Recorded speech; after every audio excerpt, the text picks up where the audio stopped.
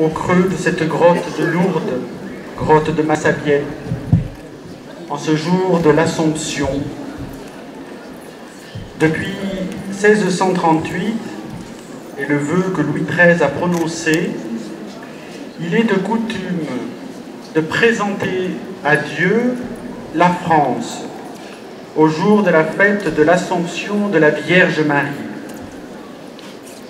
Que de chemins parcourus au long de presque 4 siècles.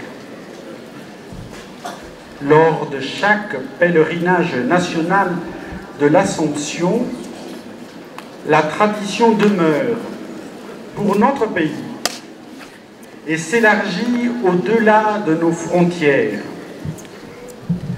Nous allons adresser à Dieu, par l'intercession de Marie, tout ce que nous attendons de lui, l'expression de nos attentes, de nos espérances. Nous unissons nos voix et nos prières. Peut-être pouvons-nous même reprendre l'invocation traditionnelle Domino, salvum fac gentem Francorum. Seigneur, oui, sauve le peuple de France. Si près du lieu des apparitions de Marie à Bernadette, nous formons de nouveau le peuple qui se tourne avec confiance vers le Seigneur de la vie. Nous voulons faire sa volonté et devenir témoins de son action dans le monde. Nous voulons nouer des liens de fraternité toujours plus intenses et solides. Dieu seul peut nous donner la force nécessaire pour dépasser les obstacles, pour renouer les liens meurtris. Dans cette communauté formée temporairement en ce sanctuaire de Lourdes, se dessine magnifiquement le peuple de Dieu, avec les grands et les petits, les malades et les bien portants, les courageux et les attristés, les personnes meurtries et celles qui sont guéries par la miséricorde du Seigneur.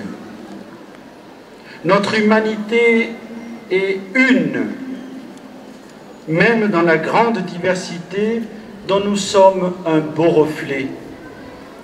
Diversité des origines. Le Seigneur nous appelle à l'unité et nous savons combien c'est une exigence chrétienne fondamentale. Pour donner plus de légitimité à notre prière, n'est-il pas nécessaire de nous interroger sur nos dispositions à accueillir la présence de Dieu dans nos vies, nos familles et donc dans notre pays? En cette grotte de Massabielle, la Vierge Marie est apparue à la jeune Bernadette Soubirous. Elle a transformé non seulement la vie de l'humble demoiselle, mais aussi celle d'un peuple, de toute l'Église, qui a accueilli un message et a pris le chemin de la réconciliation et du pardon. Nous en avons tant besoin. Marie a regardé Bernadette comme une personne. Merveilleuse imitation du regard même de Dieu sur nous. Pour participer pleinement à cette prière, tournons-nous les uns vers les autres.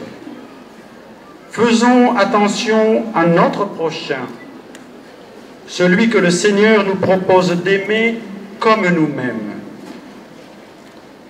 Ne cessons d'admirer les dispositions de Dieu à notre égard envers chacun de nous. Le cardinal John Henry Newman nous y rendait sensibles dans une de ses homélies en disant « Dieu te regarde, toi, tout personnellement, tel que tu es. Il t'appelle par ton nom. Il te voit. Il te comprend. Ne t'a-t-il pas façonné? Il sait ce qui se passe en toi, les pensées et les sentiments qui te sont propres, tes dispositions, tes goûts, ta force et ta faiblesse. Il te voit en tes jours de joie ou de tristesse. Il s'émeut de tes espoirs et de tes tentations. Il prend part à toutes tes anxiétés, à tous tes souvenirs, à tous les hauts et les bas de ton humeur. Il a vraiment compté les cheveux de ta tête, les coudées de ta taille. Il t'entoure et te porte dans ses bras. Il te soulève et te pose à terre. Il lit sur ton visage le sourire ou les larmes, la santé ou la langueur. Il regarde avec tendresse tes mains et tes pieds. Il écoute ta voix, le battement de ton cœur, le souffle de ta respiration. Tu ne peux l'aimer mieux qu'il ne t'aime.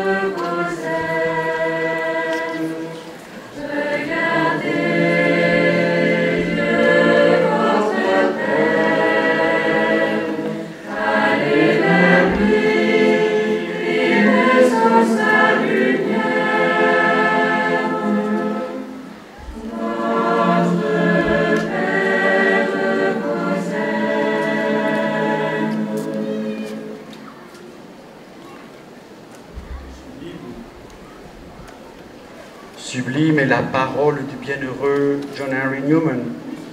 Il dit si bien ce que nous ressentons. Parcourons donc avec lui le chemin de cette redécouverte de la relation intime que Dieu noue avec l'humanité tout entière et comment nous pouvons le prier. Dieu te regarde, toi, tout personnellement tel que tu es. Il t'appelle par ton nom. Seul le regard de Dieu nous permet de comprendre le sens de notre existence.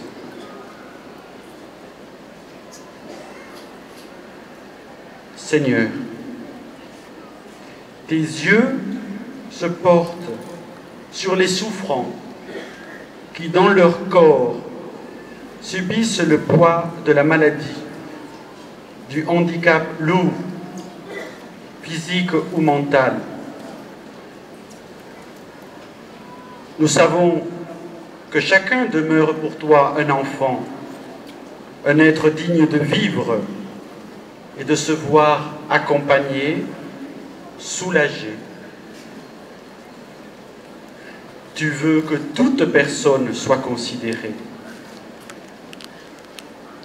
Notre dignité ne dépend pas de notre apparence physique. Fais donc et aide-nous à considérer que chacun importe pour ce qu'il est à tes yeux,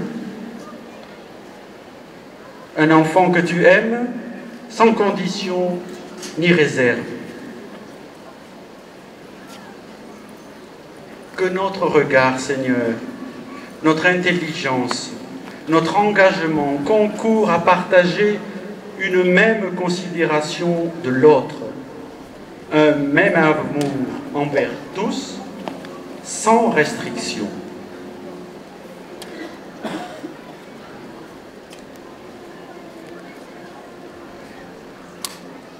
Il te voit, dit le cardinal Newman, il te comprend. Ne t'a-t-il pas façonné?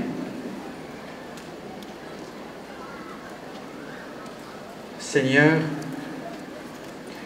nous appartenons à l'humanité que tu as créée et tu nous demandes de la protéger. En particulier quand les plus faibles sont menacés dans leur être même, dans leur existence, dans leur respect.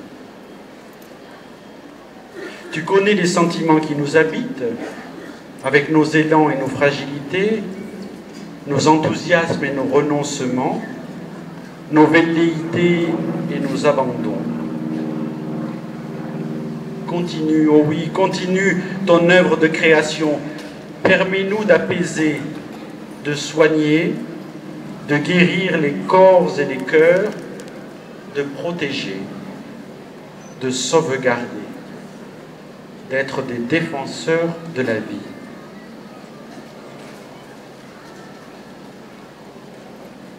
C'est pourquoi, Seigneur, aujourd'hui, ici, dans la confiance, nous te présentons tous ces visages, ces femmes et ces hommes, ces enfants, tous ceux qui cherchent à construire une humanité toujours plus fraternelle, où chacun a sa place.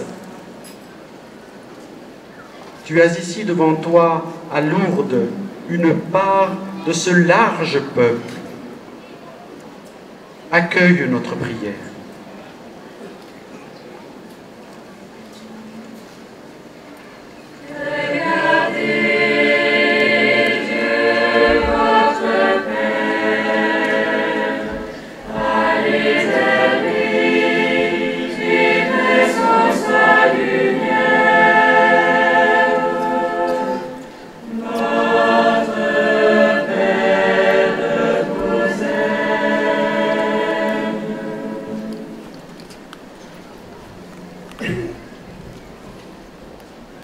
Nous pouvons aussi, pour nous guider dans la prière, réentendre cette interpellation prononcée il y a 35 ans, ce même jour, en ce même lieu, par le pape Jean-Paul II, pèlerin pour la première fois.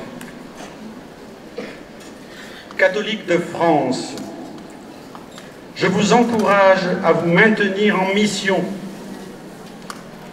Toute nation a son histoire humaine originale, mais les peuples qui ont reçu un très riche héritage spirituel doivent le préserver comme la prunelle de leurs yeux. Et concrètement, ces nations ne préservent un tel héritage qu'en le vivant intégralement et en le transmettant courageusement. Ô terre de France, terre de Saint-Potin et de Sainte-Blandine, de Saint-Denis et de Sainte-Geneviève, de Saint-Bernard et de Saint-Louis, de Saint-Yves de Tréguier et de Saint-Martin, Saint-Bertrand de Comminges, de Sainte-Jeanne d'Arc, de Saint-François de Sales et Sainte-Jeanne de Chantal, de Saint-Vincent de Paul et de Sainte-Louise de Marillac, de Saint-Jean-Eudes et de Sainte-Marguerite-Marie, de Sainte-Marguerite Bourgeois et de la Bienheureuse Marie de l'Incarnation, de Saint-François-Régis et de Saint-Louis-Marie Grignon de Montfort, de Sainte-Jeanne de Lanoux et de la Bienheureuse, désormais Sainte-Jeanne Jugan, de Saint-Jean-Baptiste de la Salle et de Saint-Benoît Labre, des nombreux missionnaires comme Saint-Isaac Jogues, le bienheureux Théophane Vénard et Saint-Pierre Chanel, du Saint-Curé d'Ars, de Sainte Thérèse de Lisieux, de bienheureux Frédéric Ozanam et de Charles de Foucauld, de Saint Michel Garicoy de cette région, de Sainte Bernadette, catholique de France. Vous avez hérité d'un patrimoine considérable de foi et de tradition chrétienne. C'est ce trésor pour lequel les saints de votre pays ont tout sacrifié afin de s'en emparer, comme le demande l'Évangile, et de le partager avec leurs frères et sœurs. Tellement, ils étaient persuadés que l'homme intégral est fait d'ouverture à l'absolu et de brûlante charité.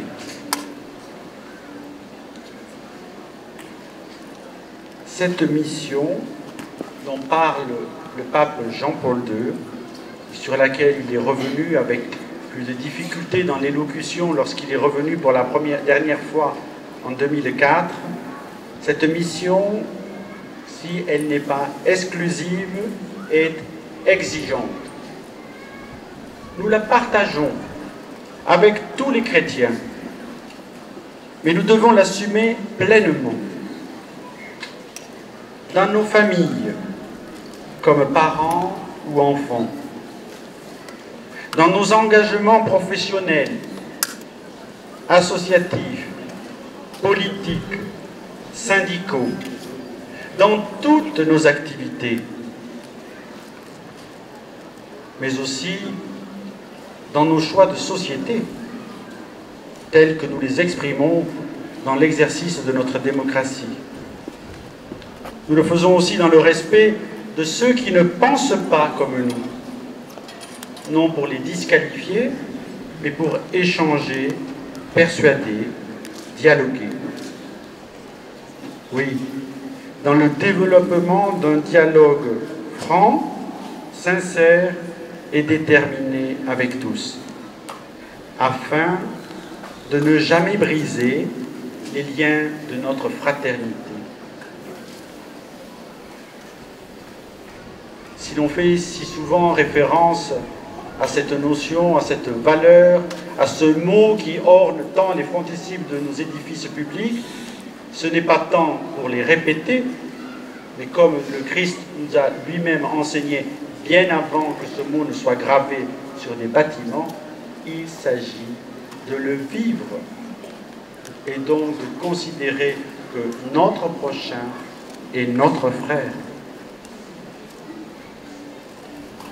Pour toi, Seigneur, nous avons tous un nom, une identité. Et nous ne sommes pas un qualificatif qui s'ajouterait à notre nom, non. Pas de qualificatif qui dépendrait de notre seule nationalité, de notre condition sociale, de notre niveau d'études, de notre qualité de citoyen, de réfugié, d'immigrés ou même d'apatrides. Non, nous ne sommes pas non plus contraints à tes yeux en fonction de nos capacités physiques ou intellectuelles. Nous sommes tous des êtres humains, des êtres aimés de toi. Et nous devons nous dire, lorsque nous nous regardons les uns les autres, est-ce que je porte sur mon prochain le même regard que celui de Dieu?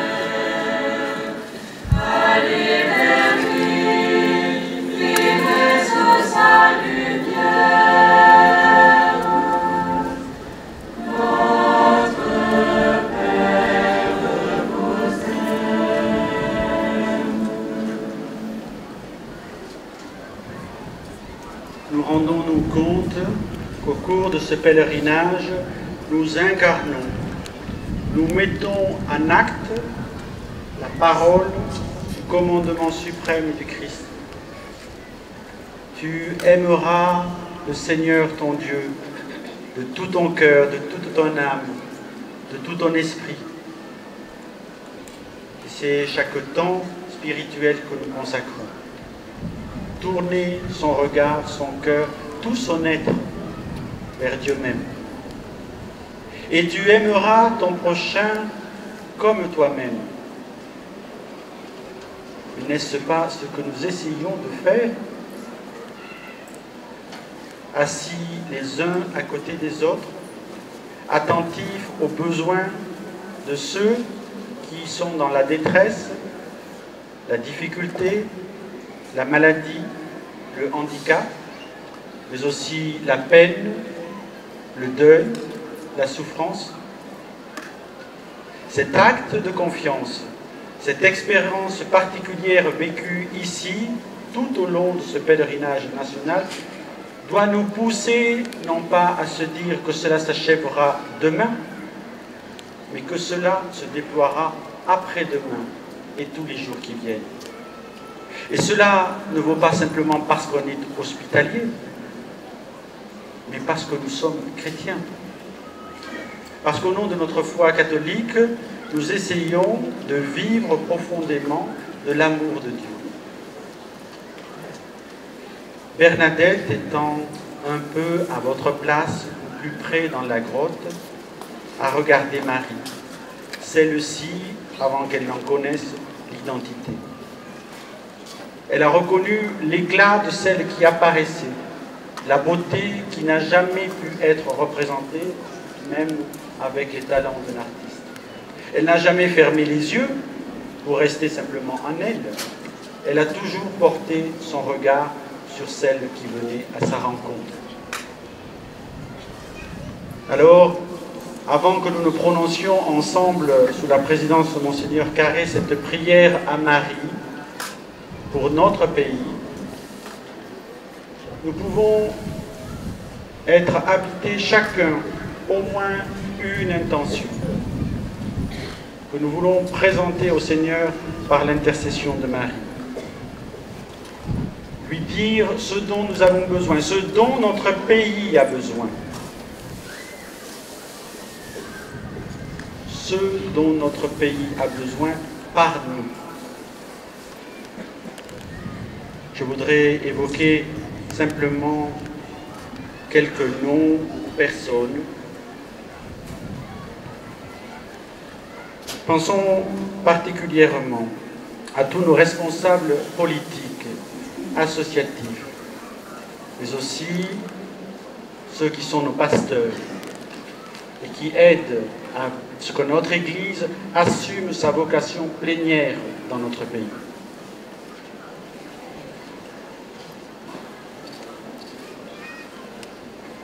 Prions aussi pour tous ceux qui assurent la sécurité, vivre en paix.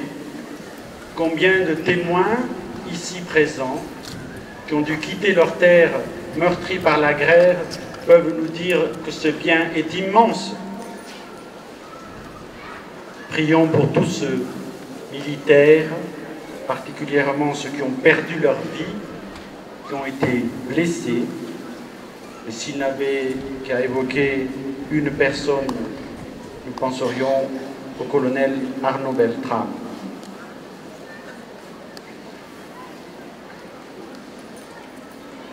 Pensons à tous les policiers, pompiers, tous ceux qui, dans les situations d'urgence, viennent nous aider, nous secourir. Pensons à tous ceux qui participent à l'œuvre publique, en particulier les éducateurs, et dans les hôpitaux et dispensaires et maisons de soins.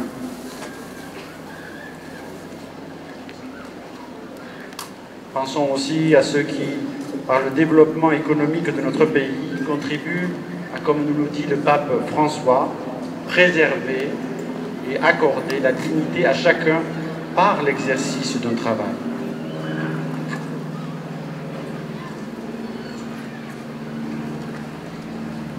pensons aussi à toutes les mères, à tous les pères qui assument justement leur rôle de parents pour éduquer, prendre soin et faire en sorte que la fraternité soit déjà vécue et l'amour profondément au sein de la famille.